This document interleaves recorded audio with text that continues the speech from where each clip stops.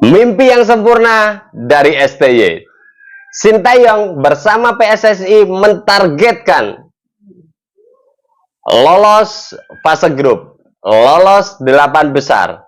Bahkan STY mengatakan Indonesia punya potensi lolos 4 besar. Wow.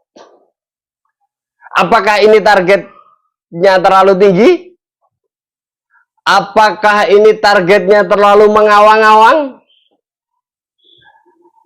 Atau ini target yang realistis?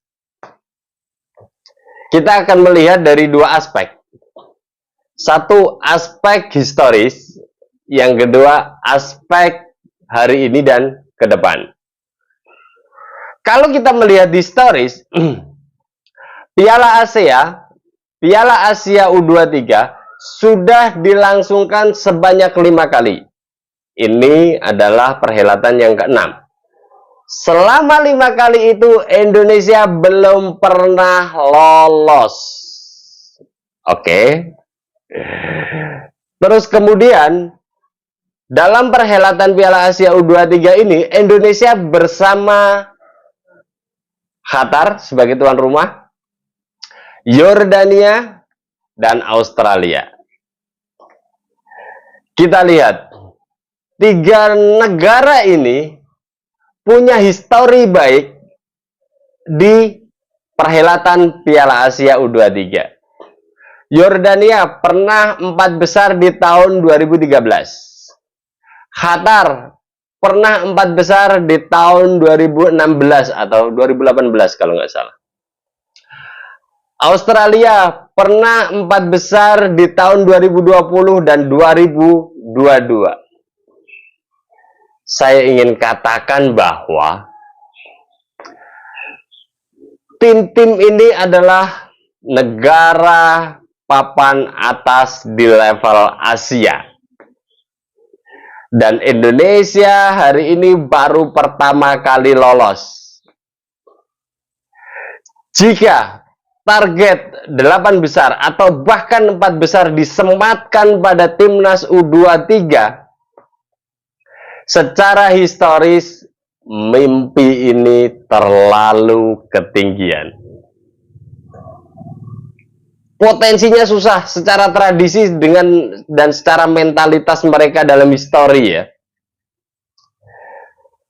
Lalu apa yang membuat Sintayong percaya diri? Menarik untuk kita simak. Selama 2 tahun terakhir, kerangka timnas Indonesia sudah bisa kita nikmati. Permainannya sudah berubah. Bahkan penampilan di Piala Asia kemarin juga tidak mengecewakan. Lolos 16 besar, main 4 pertandingan, dan organisasi permainannya sudah terbentuk. Tinggal jam terbang saja. Nah, yang menjadi menarik apa? Dari timnas senior yang dibawa ke Piala Asia kemarin, 11 pemain berusia di bawah 23 tahun. 11 pemain.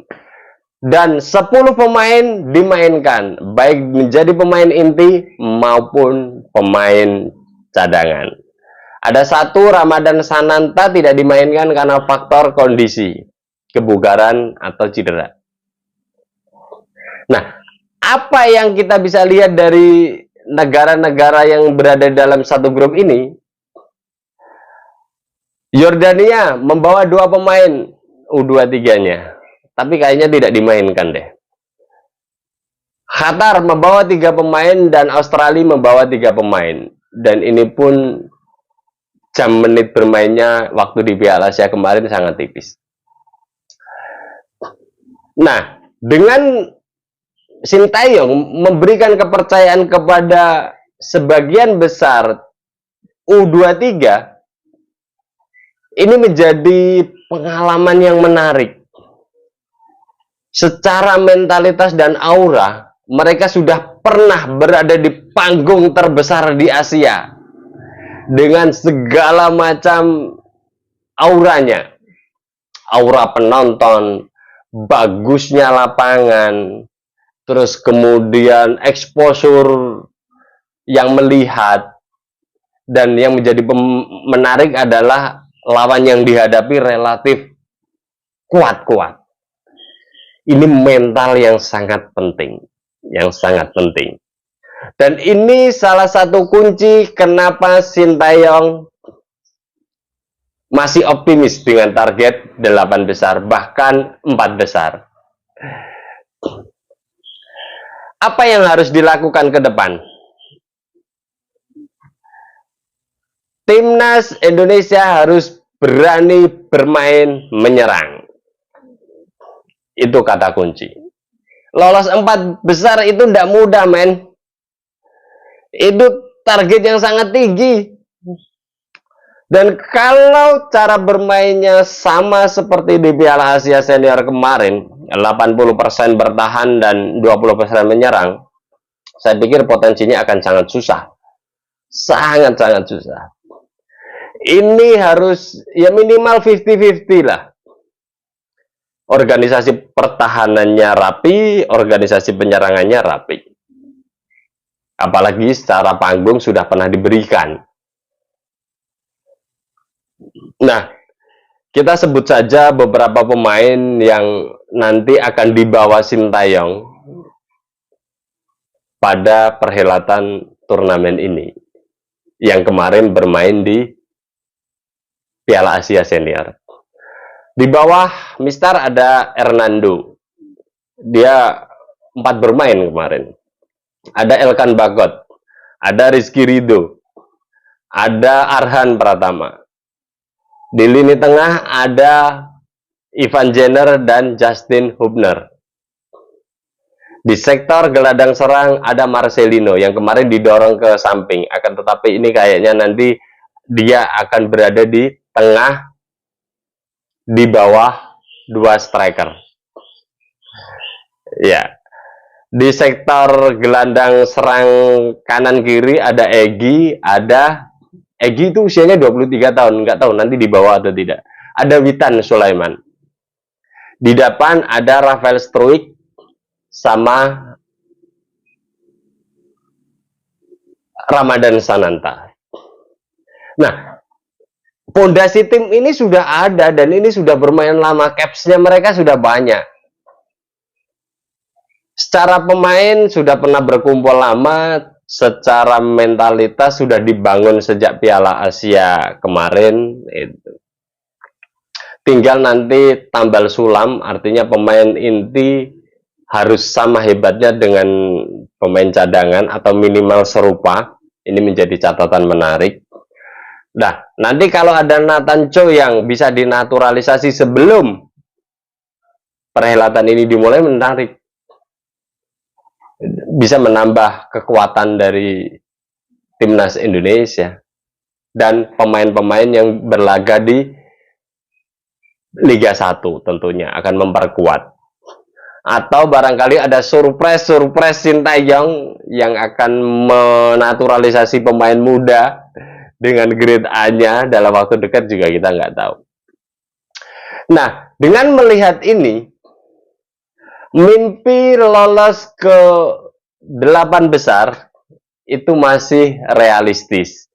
Dengan catatan ya, Indonesia harus bermain menyerang, minimal ada keseimbangan pertahanan dan penyerangan, karena secara mentalitas pemain sudah diberikan panggung sebelumnya dibandingkan oleh tim-tim negara-negara lain di grup ini.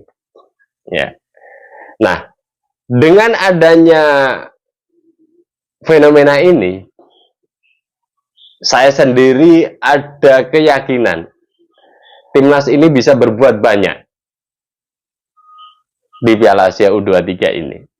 Dan kita nantikan update selanjutnya dengan formasi yang lebih detail, dengan susunan pemain yang lebih detail, dan uji coba yang akan dilakukan sebelum perhelatan resmi dimulai. Kita akan lihat perkembangan timnas. Jika itu nanti ada banyak hal yang positif, maka aura ini akan terjadi. Karena publik Indonesia sudah mengharapkan banyak tentang perkembangan sepak bola Indonesia. Oke, saya tambahkan faktor Sinteyong di timnas ini menjadi sangat krusial. Keberanian Sinteyong membuat target ini, ya ini pelatih bukan pelatih kacangan.